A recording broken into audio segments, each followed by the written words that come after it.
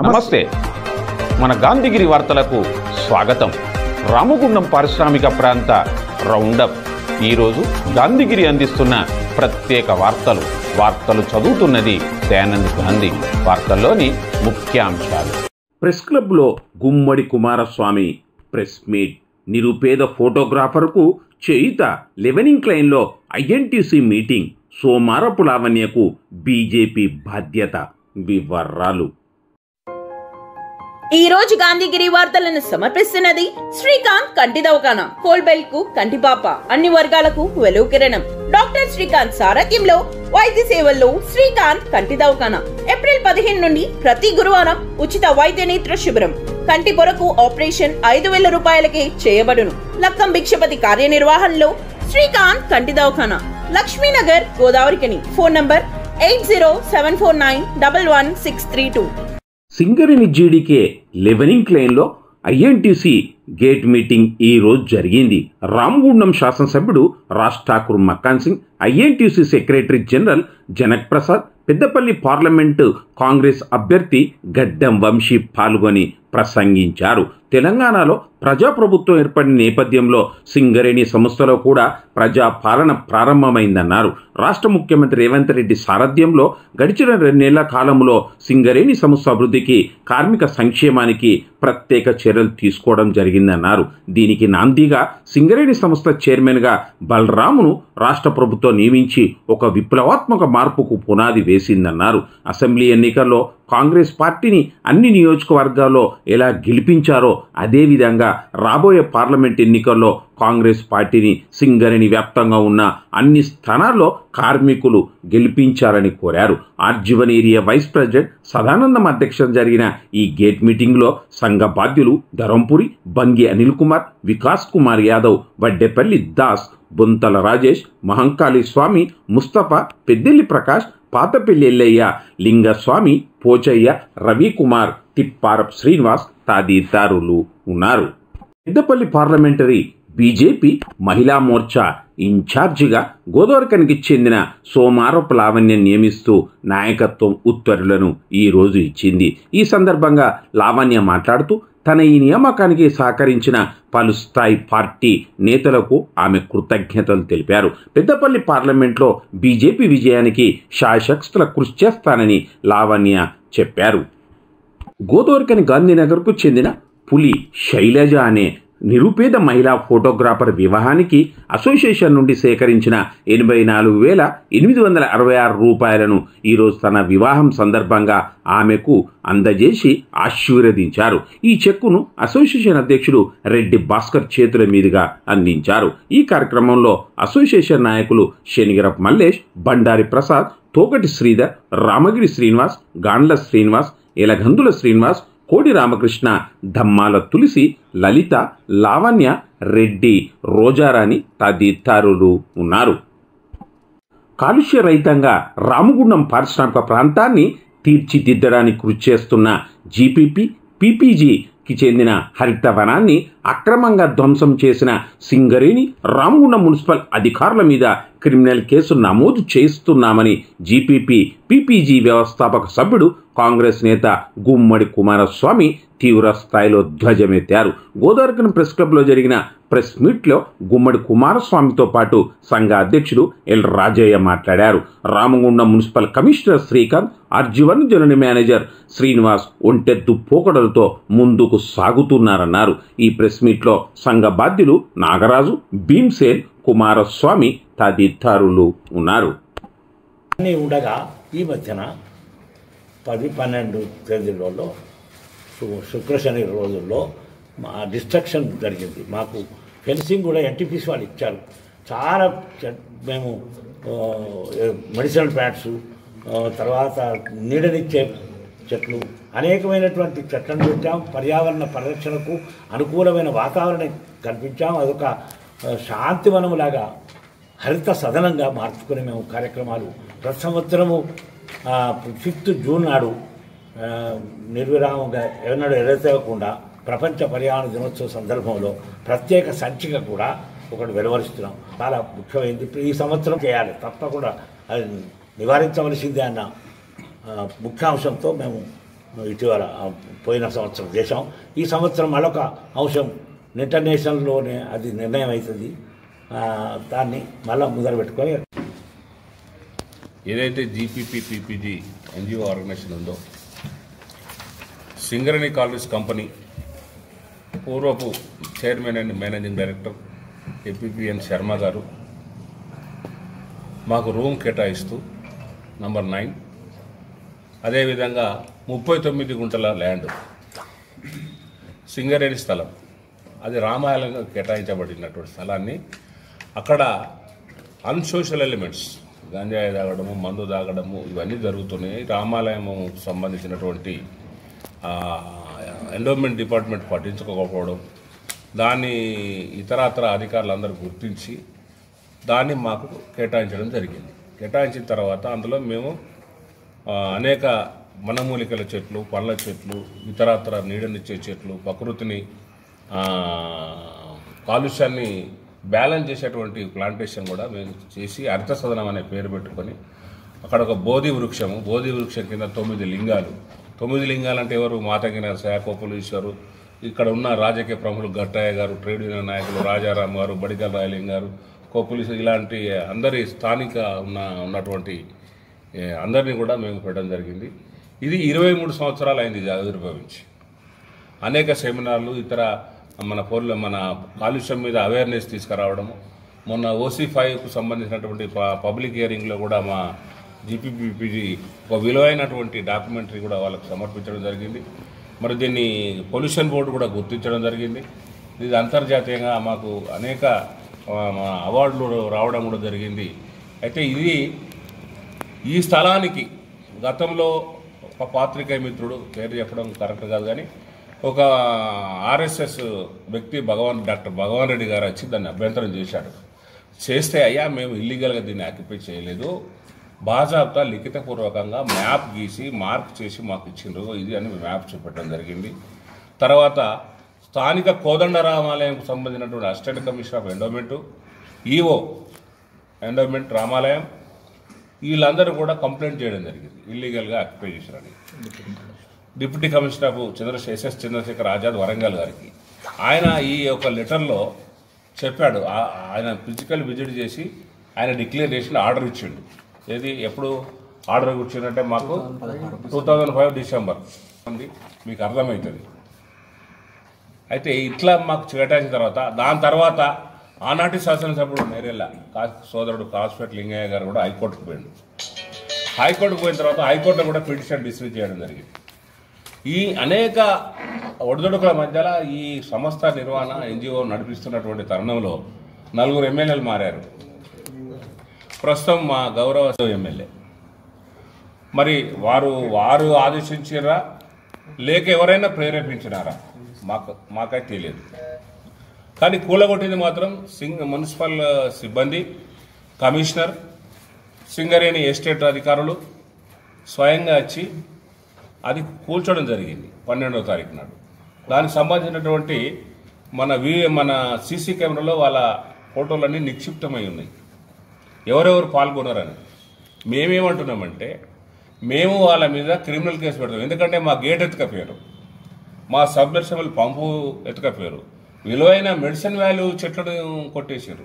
అంటే ఫారెస్టు చట్టం ప్రకారం ఒక చెట్టును కొట్టాలంటే మన DFO గారితో లేకుంటే ఇక్కడ ఉన్నటువంటి రేంజర్తో పర్మిషన్ తీసుకోవాలి. మరి అలాంటిది ఏది లేకుండా వచ్చి ఇల్లీగల్గా కూర్చోడం, ఒక మనిషికి ఉరిశిక్ష అయితే ఉరిశిక్ష తీయబడేటువంటి వ్యక్తికి చివరి కోరిక ఏందని అడుగుతారు. అరే వితౌట్ నోటీస్, వితౌట్ ఇంటిమేషన్ కూల్చేశారండి డోజర్లు పెట్టి. మరి ఏ అధికారంతో మేమేమంటున్నామంటే ఆ ఏరియా శానిటరీ ఇన్స్పెక్టర్, ఆ ఏరియా శానిటరీ సూపర్వైజర్స్, అందులో ఎవరు పాల్గొన్నా వాళ్ళందరిపైన క్రిమినల్ చర్య తీసుకోవాలి. లేనట్టయితే మేము కోర్టు ద్వారా వారి మీద క్రిమినల్ చర్యలకు మేము ఉసుకొల్పుతాం. అదేవిధంగా ఇక్కడ రామగుండం మున్సిపల్ కమిషనర్ ఏదైతే ఉన్నాడో ఆయన ఒంటెందు పోకుండా పోతున్నాడు. ఆయన ప్రజల జీతగాడు, ప్రజలు కట్టే పనులతో జీతం తీసుకొని బతుకున్నాడు. ఫోన్ చేస్తే ఎత్తడం లేదు, రెస్పాండ్ కావడం లేదు. ఆయన సుప్రీం అనుకుంటాడు కమిషనర్ శ్రీకాంత్ గారు. జాగ్రత్త, నేను హెచ్చరిస్తున్నా, నువ్వు ప్రజలకు జవాబుదారివి, నీ డ్యూటీ నువ్వు చక్కగా నిర్వహించు. నువ్వు ఎక్కడ ఉండి నేను మీటింగ్లో ఉన్నా లేకపోతే నాకు వీలు కాదనే ఈ ఒంటెద్దు పోకడలు పోతే చాలా ప్రమాదంలో పడతావు, చాలా ఇబ్బందులు పడతావు. మేమేమంటున్నాం, ఈ కూల్చివేతలో పాల్గొన్నటువంటి పురమాయించినటువంటి సింగరేణి అధికారులు కానీ, కమిషనర్ మున్సిపల్ కానీ, మేము కోదండరామల ఈవో కానీ వాళ్ళ జీతాలల్లో కట్ చేసి మా స్ట్రక్చర్ను యథావిధిగా పునర్నిర్మించడానికి మేము డిమాండ్ చేస్తున్నాం ప్రభుత్వాన్ని. ఎందుకంటే మీరు ఎలాంటి అనుమతులు లేకుండా ఒక పక్క కోడ్ ఆఫ్ ఎలక్షన్ కండక్ట్ ఉండగా ఏ విధంగా చేస్తారని ఎవరో కొలగొడతారు.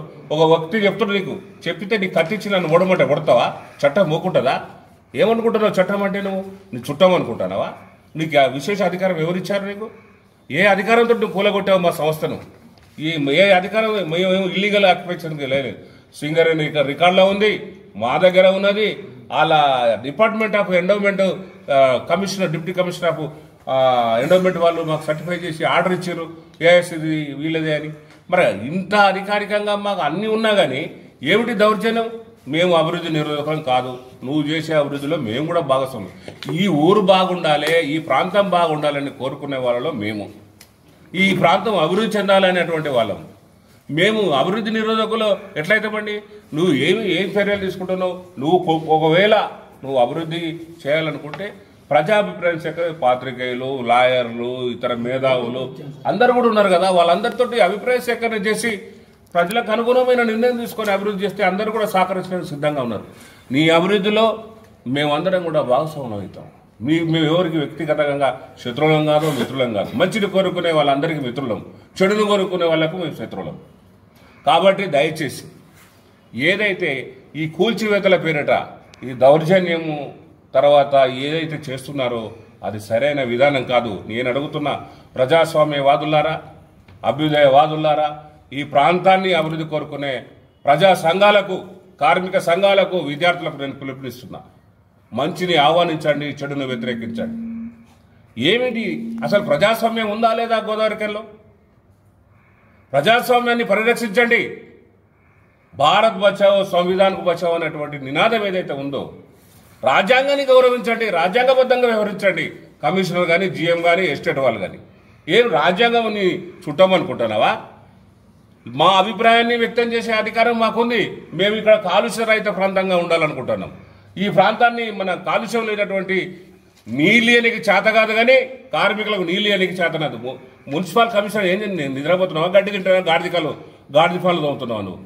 నువ్వేం చేస్తున్నావు? 3 రోజులకు ఒకసారి నీళ్ళు వస్తాయి మున్సిపల్ పరిధిలో. సోమవారం సత్యనారాయణ 24 గంటలు నీళ్ళు ఇవ్వాలని కలలు కన్నాడు ఆయన. కనీసం ఒక్కరోజు విడిచి ఒక్కరోజు అన్ని 2 రోజులు విడిచి 2 రోజులు నీళ్ళు ఇస్తాడు. ఇంత దౌర్భాగ్యం. ఇక్కడ నీళ్ళన్నీ హైదరాబాద్ కొట్టుంటే ఏం చేస్తున్నారు ఈ ప్రాంత ఎమ్మెల్యేలు, మంత్రులు? నేను అడుగుతున్నా మీ ద్వారా. అరే గోదావరి పక్కన ఉంటుంది. గోదావరిని రామగుండం ప్రజలకు మంచినీరు, తాగునీరు ఇచ్చే దుస్థితి ఏర్పడ్డది. దీనికి నివారించడానికి మరి ప్రత్యామ్నాయ మార్గాలు ఏమిటని ఫిబ్రవరిలో మీటింగ్ పెట్టుకోవాలి.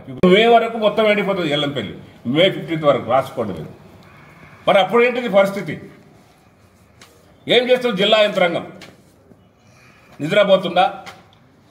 అరే ప్రజల కనీస అవసరం తీర్చలేనటువంటి ఈ పాలక పక్షము కానీ, ప్రభుత్వ యంత్రాంగం కానీ నిద్రపోతుంది. నిద్రపోయి ప్రజల బాగోలు అవసరం లేదు, ప్రజల సంక్షేమం అవసరం లేదు.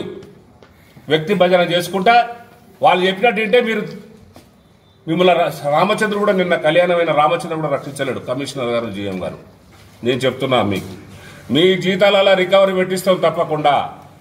గౌరవ హైకోర్టుకు వెళ్ళి మీరు ఏదైతే విధ్వంసం చేసిండ్రో రాసి పెట్టుకోండి. మేము మర్యాదగా చెప్తున్నాం, 15 రోజులల్లా మా సంస్థకు సంబంధించిన జీపీపీ సమస్య ఏదైతే ఉందో వెంటనే దాన్ని ఇది అదేవిధంగా ఈ ఎన్టీపీసీ కాలుష్యాన్ని, ఈ ఎరువుల గారి కాలుష్యాన్ని, ఓసీ5 కాలుష్యాన్ని మేము గ్రీన్ ట్రిబ్యునల్కి పోతున్నాం. సెంట్రల్ ఎట్లా నడుపుతో చూస్తాం మేము, నీ ప్రాజెక్ట్ ఎట్లా చూస్తాం? ఇక నువ్వు చూసుకుందా మా సంస్థను గొలగొట్టాం కదా. మా ఇంటిని గొలగొడితే ఒక కాకిని కొడితే 100 కాకులు లేస్తాయి. అట్లా మేము కాకులం. నీ ఇష్టం ఇక. జీఎం గారు, సింగరేణి యాజమాన్యానికి, పాలక వర్గానికి, ఆర్ఎఫ్సిఎల్, ఎన్టీపీసీ యాజమాన్యాలకు హెచ్చరిస్తున్నాం. ఇలాంటి దుశ్చర్యలను మీరు ఖండించాలి. ఇలాంటి అవాంఛనీయ సంఘటనలు బలం ఉన్నది కదా, అధికారం ఉన్నది కానీ కళ్ళు నెత్తిలో పెట్టుకుంటే ప్రజలు అన్నీ గమనిస్తున్నారు. సమయం వచ్చినప్పుడు కర్రు కాల్చి వాత పెడితే తిరిగి లేవరనే విషయాన్ని గుర్తుంచుకోండి. జాగ్రత్తగా మసలుకోండి. అధికారం ఇస్తే ఎదిగిన కొద్దీ ఒదుగుండండి.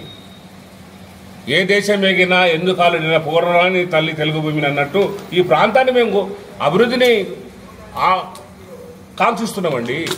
మేమేమో అన్సోషల్ ఎలిమెంట్సా? మేమేమన్నా నిషేధిత సంస్థనా? మాది బాజాబ్తా మేము రిజిస్టర్డ్ సొసైటీ యాక్ట్ రిజిస్టర్ చేసుకున్నాము. దీనికి గవర్నమెంట్ ఆఫ్ ఇండియా కానీ గవర్నమెంట్ ఆఫ్ ఆంధ్రప్రదేశ్ ఉన్నప్పుడు ఇప్పుడు తెలంగాణలో మా కార్యక్రమాలను వాళ్ళు ప్రశంసిస్తున్నారు. మరి మేము గ్రీన్ ట్రిబ్యునల్ పోతే నీ ఓసిఫై ఎట్లా నడుస్తుంది? అక్కడ ప్రాంతం అక్కడ ఏదైతే ఆ డివిజన్ ప్రజలంతా జీవన వ్యవస్థ అస్తవ్యస్తమైంది. జీఎం గారు మీరు ఒకసారి వచ్చి చూడండి. విఠల్ నగర్ మన పోచమ్మ గుడి పక్క పట్టి ఉన్న ఇళ్లను కూలిపోతున్నాయి. ఏసీ రూములలో 20 లైట్లు పెట్టుకొని కూర్చుంటే కాదు జనరల్ మేనేజర్ గారు. అక్కడికి వచ్చి ఆ ప్రాంతాన్ని చూడండి. విఠల్ నగర్ను 11వ వార్డు, 10వ వార్డు, 13వ వార్డు రండి, మీకు తెలుస్తుంది. మొత్తం ఫ్యాన్లు ఊగుతున్నాయి బ్లాస్టింగ్ అయినప్పుడు. ఏం చేస్తున్నాము మేము? ఏదైతే కాలుష్య రహిత బ్లాస్టింగ్ చేస్తామని చెప్పారు కదా పోయిన జీఎం గారు. మరి ఉన్న జీఎం నువ్వు ఏం చేస్తున్నావు? ఆయన ఫోన్ చేస్తే నేను ఇంట్లో ఉన్న పోయి అంటాడు. నేనేమంటాను, ఒక బాయిల కార్మికుడు యాక్సిడెంట్ అయితే రావాను 24/7 నీ డ్యూటీ. జీఎం గారికి నేను చెప్తున్నా, జాగ్రత్తగా ఎవరన్నా ప్రేరేపిస్తే మీరు పోతే శ్రీలక్ష్మి గతే మీకు పడుతుంది. శ్రీలక్ష్మి ఐఏఎస్ ఆఫీసర్ సొంతగా ఆమె భర్త గారు ఐపీఎస్ ఆఫీసర్ అయినా ఆయన రక్షించుకోలేకపోయాడు. ఒక పోలీస్ అధికారి భార్య శ్రీమతి గారు ఆమెను రక్షించుకోలేకపోయాడు. మిమ్మల్ని కూడా ఎవరు రక్షించాడు? జాగ్రత్త సుమ. ఇప్పటికైనా ఒళ్ళు దగ్గర పెట్టుకో. కమిషనర్ పురపాలక సంఘం కమిషనర్ శ్రీకాంత్ గారు, అదేవిధంగా జనరల్ మేనేజర్ గారు RG1 ఎస్టేట్ ఎండోమెంట్ పూజారులు కానీ లేకపోతే అందులో రాజకీయ నాయకులు కానివ్వండి, ఇలాంటి దుశ్చర్యలకు పాల్పడకండి దయచేసి. మీరు ఏదైనా ఉంటే అభివృద్ధిని చేయండి. ఎస్, మీ అడుగులో మేము అడుగేస్తాం. కానీ ఇట్లాంటి విధ్వంసకర దౌర్జన్యకర సంఘటనలు చేయడం మంచిది కాదు. మీరు వేములాశోకి కూడా విలువైన ప్లాస్టిక్ సామాగ్రిని ఫ్యాన్లు కాలబెట్టిందట. ఇదేమో అది దాని మీద కూడా పోలీసు అధికారులు వెంటనే స్పందించి, ఇక్కడ కమిషనర్ గారు ఉన్నారు, ఏసీపీ డీసీపీ అడ్మిన్ గారు ఉన్నారు, ఇంతమంది పోలీసు వ్యవస్థ, సైబర్ క్రైమ్ ఉంది, అన్ని రకాల అన్ని సర్వాంగులు ఉన్నాయి. పోలీసు తలుచుకుంటే ఆ నేరస్తులను 2 గంటల్లో పట్టుకుంటారు. సీసీ కెమెరాలు ఉన్నాయి. వారు ఇలాంటి దుశ్చర్యలకు పాల్పడ్డా మీరందరూ కూడా వెంటనే అరికట్టాలని పోలీస్ యంత్రాంగానికి నేను డిమాండ్ చేస్తున్నా. నేను 1 టౌన్ ఇన్స్పెక్టర్ గారికి విజ్ఞప్తి చేస్తున్నా మీ ద్వారా, వారిపైన వెంటనే క్రిమినల్ చర్యలు తీసుకోవాలి. లేనట్టయితే కోర్టు ఆర్డర్ ద్వారా మేము వారికి చురకంటిస్తాం. మీరు ఎవరి మెప్పు కొరకు పనిచేస్తారంటే ప్రజలు, ఇక్కడ ఈ ప్రాంత ప్రజలు కానీ కార్మికులు కానీ క్షమించారనే విషయాన్ని మీరందరూ కూడా, మీరు ఎవరైతే గవర్నమెంట్ ప్రజల జీతాలు అనే విషయాన్ని మర్చిపోకండి దయచేసి. పనులతో మీరు జీతాలు తీసుకుంటారు. మాకు అసౌకర్యం కలిగినప్పుడు మేము మరి పోవాల్సినటువంటి ఆ సంస్థలకు మేము ఆశ్రయించాల్సి వస్తుందని కూడా ఈ సందర్భంగా సవినయంగా అందరికీ కూడా విజ్ఞప్తి చేస్తున్నాను. ఇంతటితో గాంధీగిరి వార్తలు సమాప్తం. నమస్కారం.